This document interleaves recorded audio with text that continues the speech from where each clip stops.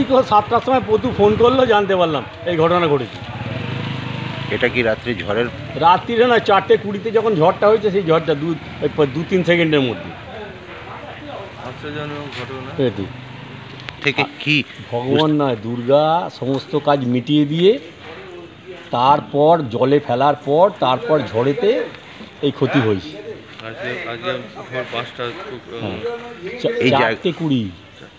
এই জায়গাটার নাম কি? শান্তির মাঠ, নাড়ুয়া শান্তির মাঠ। এটা শান্তির জায়গা।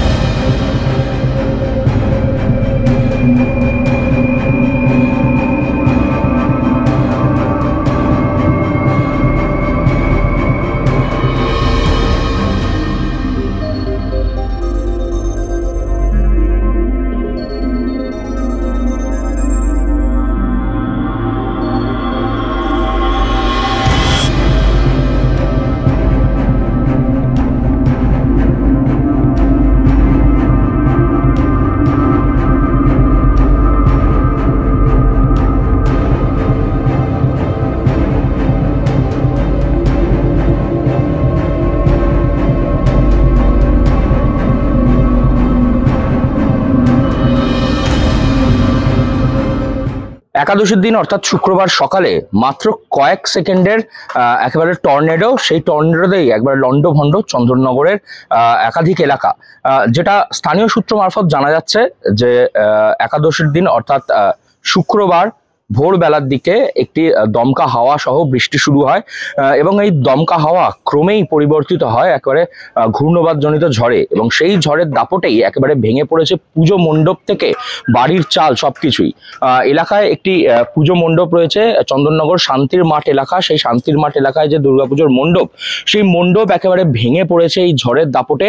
যদিও বা গতকালের মধ্যেই মণ্ডপের যে প্রতিমা, সেই প্রতিমা ভাসান হয়ে গিয়েছিল, কিন্তু বাদবাকি মণ্ডপ সজ্জা থেকে আলোকসজ্জা সবই সেখানে উপস্থিত ছিল, সেগুলি পুরোপুরিভাবে ভেঙে পড়েছে এবং পাশাপাশি থাকা একাধিক বাড়ি, সে বাড়িগুলি ভেঙে গেছে।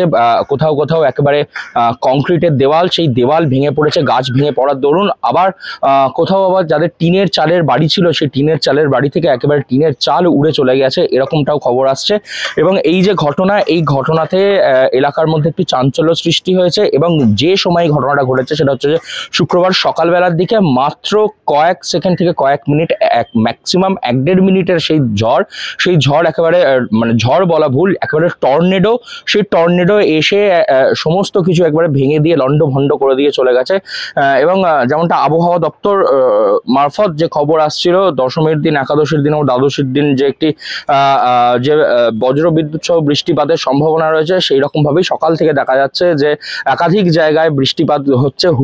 হুগলিরও একাধিক জায়গায় বৃষ্টিপাত ঘটছে এবং সেই বৃষ্টিপাতের মধ্যেই চন্দননগরে আজ সকালের যে টর্নেডো, সেই টর্নেডো একেবারে ভয় ধরিয়েছে স্থানীয় মানুষদের মনে।